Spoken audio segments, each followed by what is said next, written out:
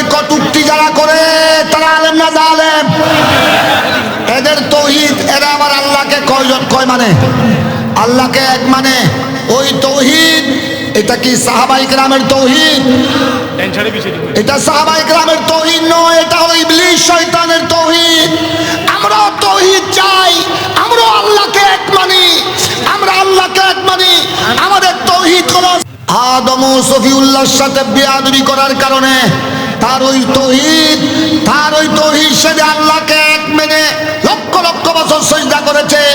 ওই সিজদা, ওই তৌহিদ আল্লাহর দরবারে কবুল হয়েছে? কবুল তো হয় নাই। উলামায়ে কেরাম মওজুদ, লক্ষ লক্ষ বছরের ইবলিসের সিজদা এবং তার তৌহিদ সব জাহান্নামে গিয়েছে।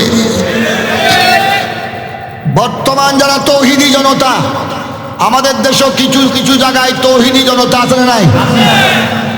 তৌহিদ আমরাও মানি, তোমাদের তৌহিদ হলো ইবলিস শয়তানের তৌহিদ।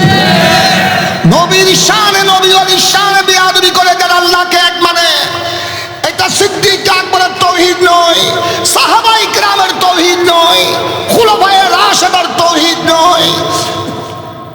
নবী ওলির শানে, সাহাবায়ে কেরামের শানে বেয়াদবি করে, কটূক্তি করে, ইয়া রাসূলুল্লাহর স্লোগানকে ফালতু স্লোগান বলে। আল্লাহর নবীর শানে তারা বলে নবী মারকর মাটি সে মিল গিয়া, নবী মরে মদিনার মাটির সাথে মিশে গেছে, লাভ ক্ষতির ক্ষমতা নাই। উচ্চস্বরে বলুন নাউযুবিল্লাহ।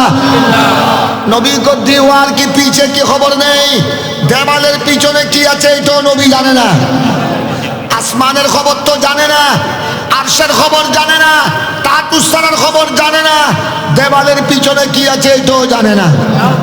উচ্চস্বরে বলুন না নাউযুবিল্লাহ।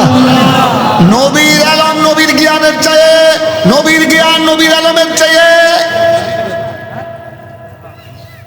ইবলিসের জ্ঞান বেশি।